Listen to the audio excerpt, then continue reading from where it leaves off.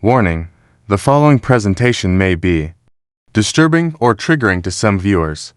All information on this channel is provided by the local news and is public to all viewers for your own research. Viewer discretion is advised.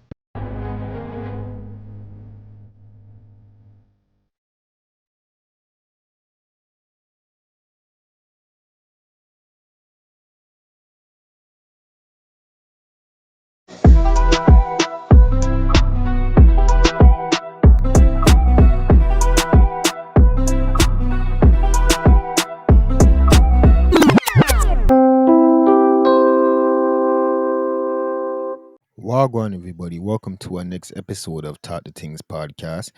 Today, we're going to be talking about a story that I remember covering back when it just happened. This when I used to have my other podcast. And this story was always so weird to me. But there's a new show. Well, it's not really new, but there's a show that I've seen that goes way more into depth about certain cases. And it talks about everything, it shows everything. And I found back this case and I found back so much more information than I wanted to know for all these years. And I said, fuck it, I'm going to come on here and I'm going to talk about this because this situation, bro, this situation is interesting. So, without any more talking, let's just get straight into the episode. We're going to be talking about a person that went by the name of, or the main person in the story went by the name of Bernice. And she was 3 years old at the time of this case back in 2021. And her mom, we're just going to call Goldie. Now, Goldie wound up having a friend that was named Fumi. That's what we're going to call her. That's not her real name, but we're just going to call her Fumi. And Fumi had a daughter named Princess. So they wound up meeting in a homeless shelter because they came from Tanzania and they would have came in like 2018 or 2019. And they were both in the same homeless shelter. They were both pregnant together. They both had their kids not too long apart of each other. So they wound up getting a very close bond. They became very good friends. And when Fumi moved out of the homeless shelter first, she got an apartment in Scarborough. She was talking to the management. I was saying, yo, I have a next immigrant friend and, she's really good. She just has a daughter. And she basically worked it out for her to get an apartment on, I believe it was the second floor. So there's also a next person I want to bring up in this case. And I want you guys to remember him. We're just going to call him Frank. And that's actually what these people in the story called him, was Frank. His real name is Francis.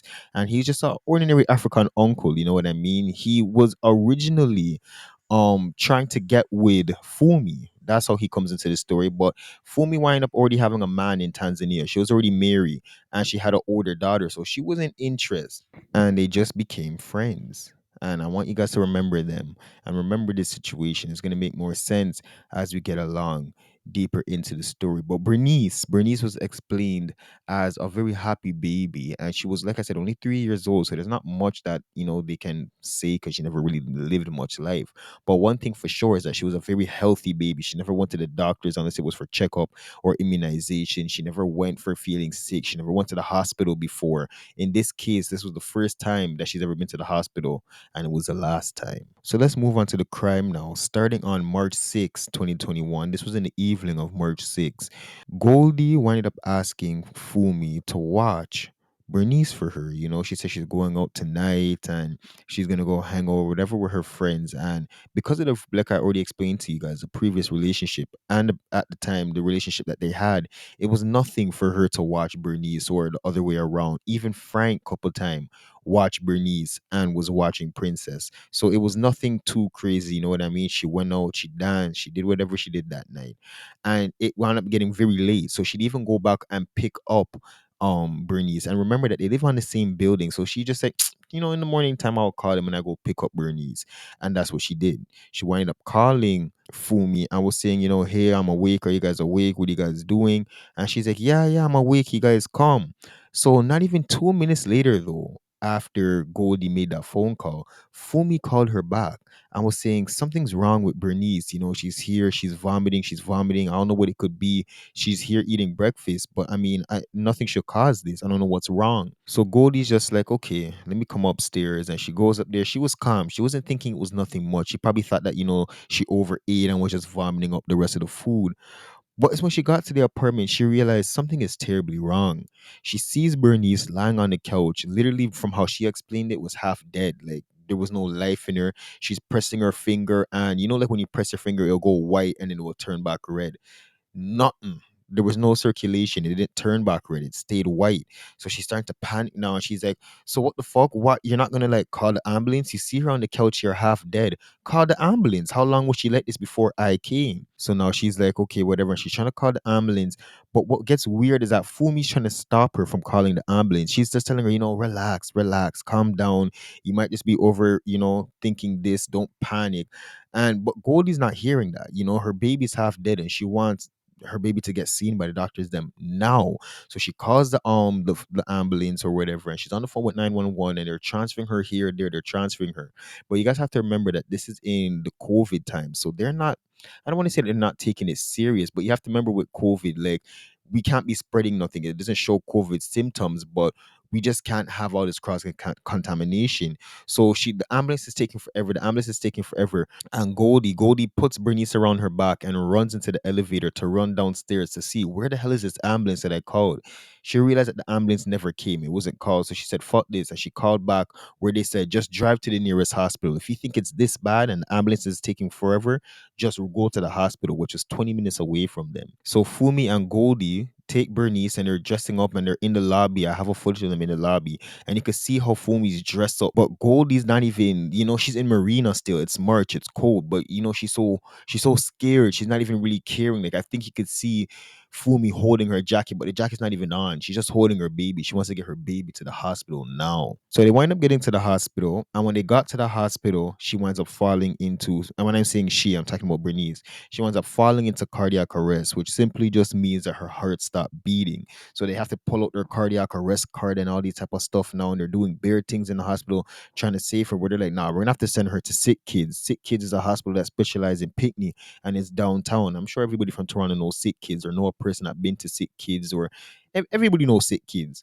So while they're transporting her, or they're waiting for the transportation to come to transport her, and they're just doing whatever they're doing, they wind up escorting Goldie to one part of the hospital and was saying, "Let's just work on your daughter, just sit here and calm down. We'll let you know when we have any updates." While she's sitting there waiting, Goldie sees. Oh, and before I even get to this, Fumi already went back home after she, I guess they got dropped off at the hospital and whatever. She went back home. But now here it is again. Fumi comes running into the hospital with Princess, saying Princess is sick, Princess is sick. Same symptoms, the same way Bernice was half dead, hanging around, same way is how Princess is hanging around. So now they're like, what, bro? Something's off. Something's terribly off. And they go and they do what they have to do, and they're starting to cure Princess. And while they're doing that, the people from Sick Kids arrived to come and take Bernice to Sick Kids, but they were too late. And Bernice ended up dying as soon as the people for Sick Kids came to transport her. So now it gets even worse because after now Bernice died, Fumi drops down, collapse right there in the hospital in the ER. She just dropped down, and we don't know now. Now, like everybody's starting to get scared because they're like, something's off. All three of these people came from the same apartment. All three of them dropped down and is unconscious. What is going on here? So the police run back to the building now, where they're starting to like, yo, test the air, test the everything, because what's causing these people to drop down? What's causing them to like die like this? One person died, one person is being taken care of, a next person dropped down. So they're testing the air to see if there's like gases or something blowing through the apartment building, but it comes back clear. There's nothing like that. Both Fumi and Princess winded up surviving. They winded up getting treated in time, and the same treatment that they were doing to Fumi and Princess is the same treatment they were doing to Bernice, but Bernice got to the hospital too late, and it just didn't work. But it worked for Princess and Fumi. So now let's get into the cause of why all of this happened. So as you guys could remember from the story in the beginning, I was saying that they were eating cereal. They ate at around 7 a.m. So they went to the house, and they're looking through the whole house now. They're gonna have to investigate everything. And they're looking through Fumi's house, they're looking through all of the food, they're looking through the bathroom, they're trying to see if they like what could have been, what could have caused them to have such a reaction, because now it's starting to look like they were poisoned.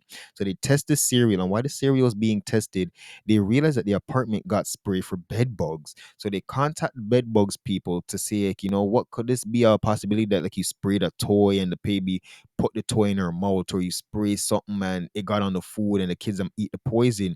They cleared that out. That wasn't any reason. They cancel out that. Then they wind up checking a closet with all of like the cleaners, like the Lysol and the vacuum cleaner liquid and all them stuff to see if the baby them could have got into that, and or if one of the parents or whoever opened it up and made the kids them drink that. They tested that. It wasn't that. But then the test came back for the cereal, and it wasn't ordinary cereal. When they say cereal, I don't know what they really mean by this. I don't know if it's like a cereal from Africa, or because it's not like frosted flakes or a cinnamon toast crunch. It's powdered milk, water, and like some green. Like it almost looks like, not to be disrespectful, but it looks like fish flakes. When you're giving fish food, it looks like fish food, like fish flake. But they're saying that it's cereal, and it came back after the test. It came back with loads of sodium nitrate. Best way to explain it is like a super salt, they said. So it's used to cure meats. I don't know if they're talking about like saltfish, because I think saltfish is just with salt, but it's to do something like that. You know what I mean? It's not ordinary salt. You can't just buy this, and it's not just used ordinary for food. And they're saying that this was definitely not added by mistake. There was no way that the sodium nitrate could have end up inside of the baby them cereal. It just wasn't possible. This was put there, and this was put there on purpose. Do you guys remember Frank? I was telling you guys about in the beginning of the podcast. Frank that was trying to look Fumi, but Fumi already had her big daughter back in Tanzania, and she kind of cut it off. She wasn't involved with it no more. But something about that whole situation is weird, and I'm going to get into it with you guys, because when I first covered this case, I said that it was Fumi's boyfriend, not knowing about the daughter, because the news never put that out, that she had a daughter in Tanzania and that she was already married. And but what they're saying is that the investigators them said that the man, Frank, right? He worked at a factory where he had bare access to the sodium nitrate, bags and bags and bags by the kilogram of this thing. So the man had bare of it. And he left her house at 5 a.m. in the morning the day everything happened. Remember, I said that the baby them ate the cereal at 7. Frank left that house to go to work, not his house, but he left her house at 5 a.m. and the baby them ate the cereal at 7. So you have to ask, what was he doing at the house at 5 a.m.? Now, even though the only way that Fumi explained to the police was that this was my friend, I never had nothing like that with this man, and he wanted to marry me and I had to turn it down. People don't just jump into marriage. People don't just see a girl and say, "Oh, I want to marry you." There has to be a relationship before. Now, your man is back in Tanzania and you're here in Canada. Nobody's not going to try to judge you or look down at you. You're probably trying to make your life. So you go and go find this rich African man, or not saying he's rich, whatever the case is. You find this man.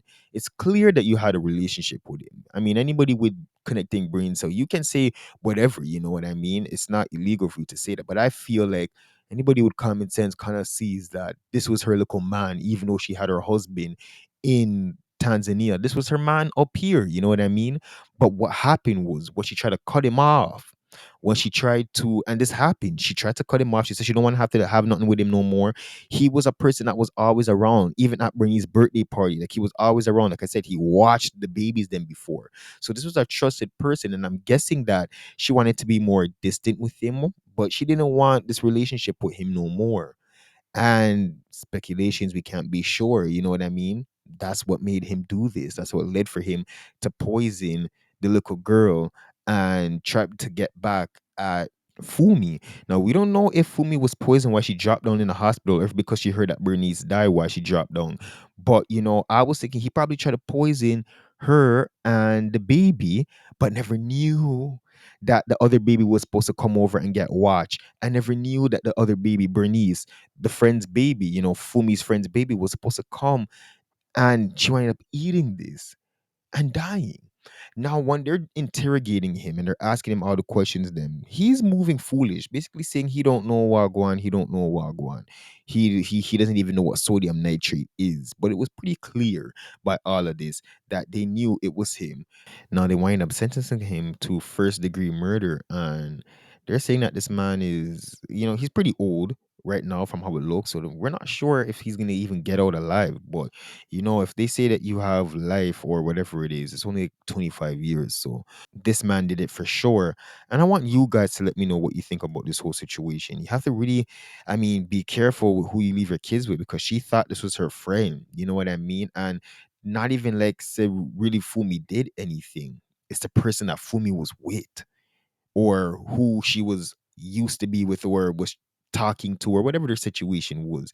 This is just a whole messy situation, bro. And it sucks for the little girl that she had to die the way she did, you know. She must have been in so much agony and pain. It sucks. So rest in peace to the baby girl. And you guys let me know what you think about this episode. We will talk next time on Talk the Things podcast. Yeah, I'm a pretty little Barbie.